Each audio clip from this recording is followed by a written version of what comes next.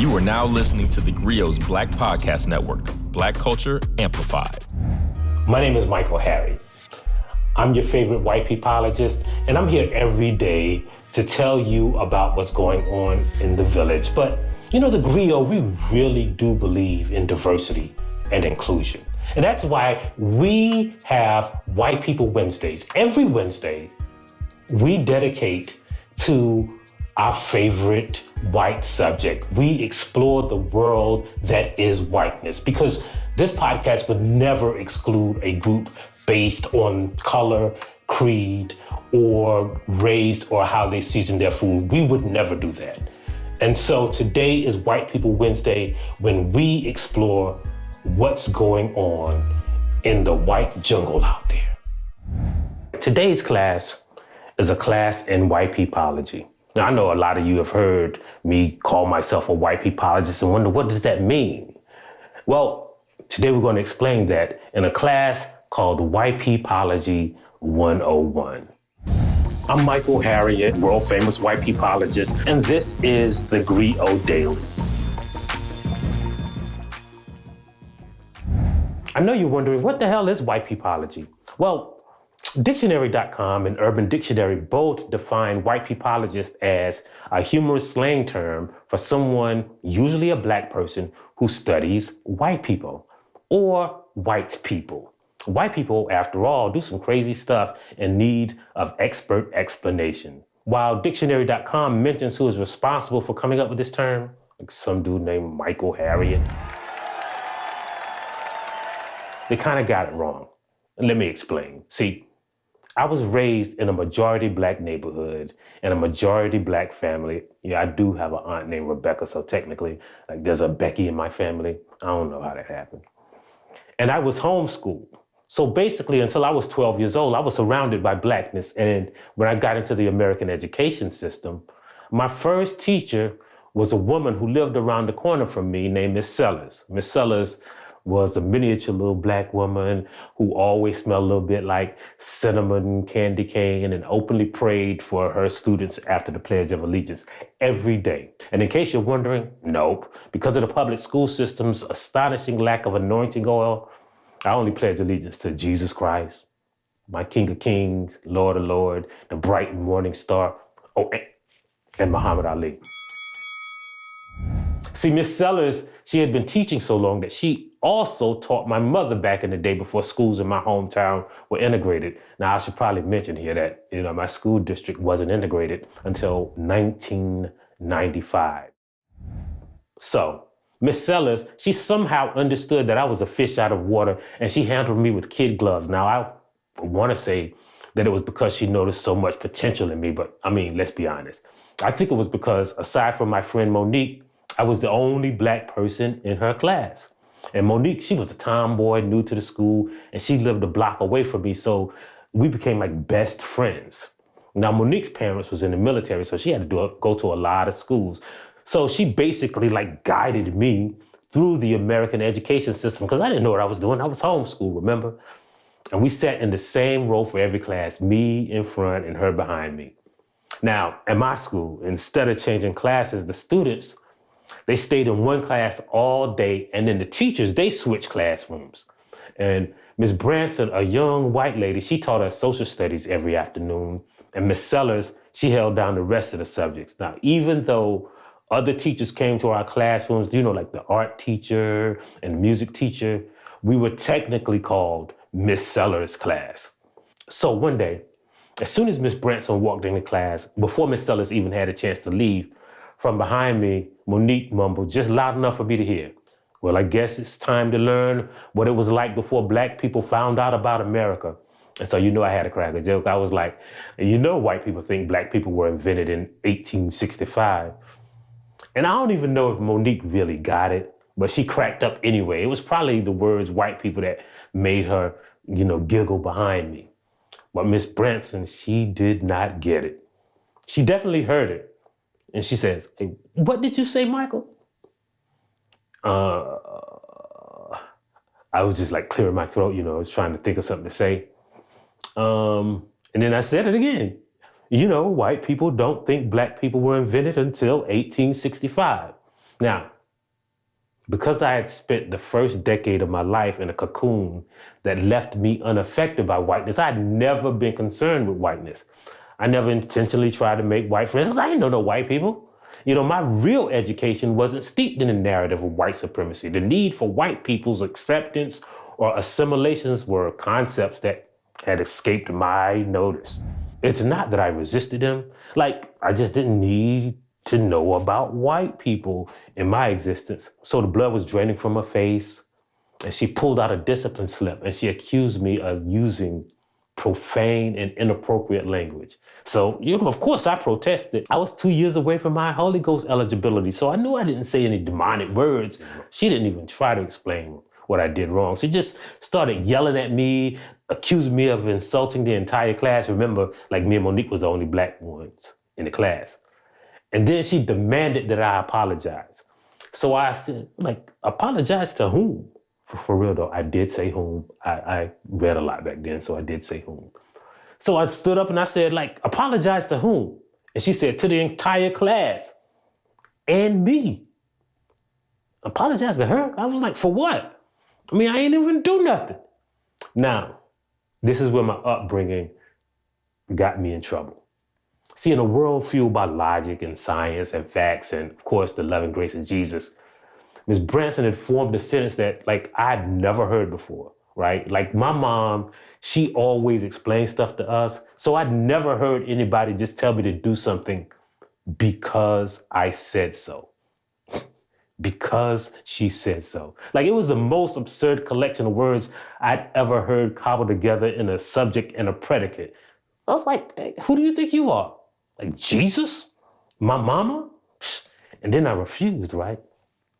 So now I admit this probably wasn't the best tactic, but to be fair, my conflict resolution experience was limited to, I ain't gonna do it no more when my mama started looking for her belt. Plus, this was the first time I'd seen a truly angry white person. So the fact that she was turning beet red didn't even register to me. It didn't even raise any red flags. And then, Miss Branson slapped me. She slapped me in front of the entire class. Now, it wasn't a pimp slap or nothing. It didn't even compare to that time my mama jacked me up in church because I had my eyes open during the altar call. But, Miss Branson, she was a small white woman, so I wasn't even mad or even hurt, which is why I had no idea why I started crying. I didn't even know what was going on. I had taken a butt whipping before, but they always made sense. The class was silent. My chest heaved, my eyes filled with water, and I tried to control my breathing to stop myself from crying. It didn't work. And then, out of nowhere, like Batman, Miss Sellers appeared. She lifted me in the air by the seat of my pants now. Look, I might not be remembering this correctly, but if I had to bet my entire 401k on this, I do have a 401k, right? I could almost guarantee that my feet never touched the ground until Miss Sellers deposited me outside the classroom. Now, I wish I had a transcript of the eloquent speech Miss Sellers gave me in the hallway of that elementary school. But she told me about how I must tiptoe around the feelings of white people because they are white people. And they will always do what white people do. She perfectly explained that all of the homeschooling, all the Holy Ghost, all the encyclopedia ingesting, the knowledge of self, the nonviolence resistance, the grade skipping, the smart mouthing, the entirety of my life's education meant nothing if I did not learn that existing in America is a lifelong exercise in knowing what you can't do as a Black person in America. I wish I could share her exact words, but I can't. Because, for real, she didn't say any of that. She just stood there and she let me cry. Then she handed me a little tiny white handkerchief. And when I wiped the snot from my nose, because you be a little bit of snot be coming out when you cry real hard. She crouched down beside me. She just leaned into me and she said, "You cannot talk to them like that." I remember how she enunciated the two words, separating them into isolated sentences. Can not. Who? Like, I didn't know who she was talking about. And she said, white people. And she didn't even hug me or say anything sweet. She just walked back into the building with me until we reached her classroom. And after we stood there in silence, like the bell rang and we walked into the class and Miss Branson walked out of the class, Miss Sellers just watched quietly as I fulfilled my side of our bargain. Miss Branson, I'm sorry I made that joke. That's what I said. It was inappropriate and insulting to you, and it was insulting to my classmates. Now, in my head, I did it in exchange for Miss Sellers' love. And a couple of pieces of candy, because them old ladies always got that dope peppermint, that real strong, extra strength peppermint. But I couldn't understand why Miss Sellers thought it was important for me to do this. But, she got that good peppermint. It was the first time in my life that whiteness had penetrated my cocoon.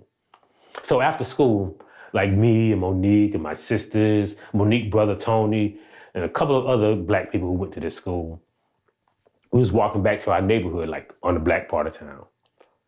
And, just out of nowhere, I just said, man, Miss Branson be tripping. Because I knew that Monique was going to talk about it. I knew that she was going to make some jokes.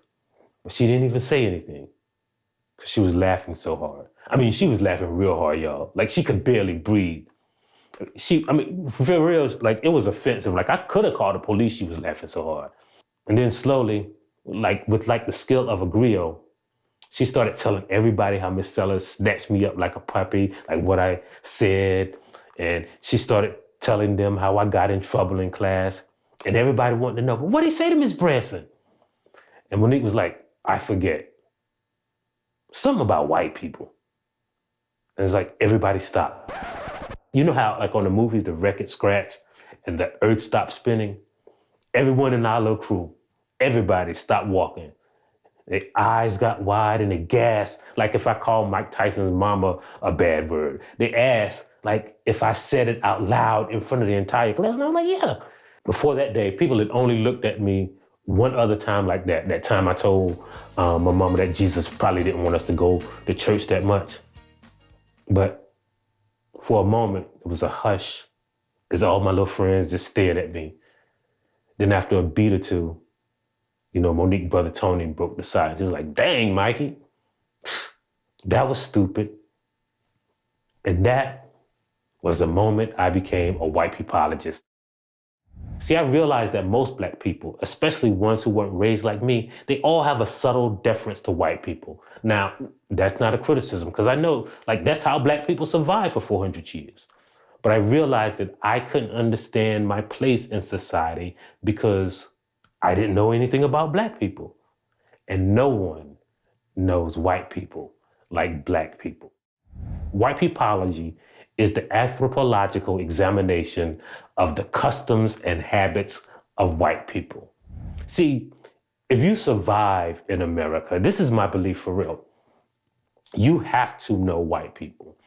And one of the things that I believe too, you can't understand racism, you can't understand white supremacy, you really can't understand America by studying black culture and black history, because black people didn't invent racism. White people did. Black people don't perpetuate racism. White people do. Black people didn't, for the most part, create the laws, the Constitution, the traditions, and the customs that govern our society. White people did that. And if you want to understand how that affects black people, you can't just study black people. You have to study white people because they are the ones who created all of these disparities. They are the ones that created all of the things inside the system that we are trying to dismantle. If you want to understand how the criminal justice system works, you can't just study the black people inside the criminal justice system. You got to understand why white people want us inside the criminal justice system. You got to understand why white people aren't arrested even though they commit the same kinds of crimes. For instance, white people use drugs more than black people, but black people are arrested at 3 times the rate of white people for drug use. Why is that? Well, you can't understand that by just looking at the people inside the criminal justice system. You got to look at the people who escape the problems of the criminal justice system and what makes them escape. It's whiteness. And that is why I'm a Wypipologist. Because to understand America, to understand racism, to understand white supremacy, and to understand how this entire thing works, we have to dedicate ourselves, not exclusively, but part of our education has to be in understanding why, when, where, and how white people manipulate this entire system to their advantage. And as always, turn to your neighbor and say, neighbor, you need to listen to TheGrio Daily. We'll see you tomorrow. We out.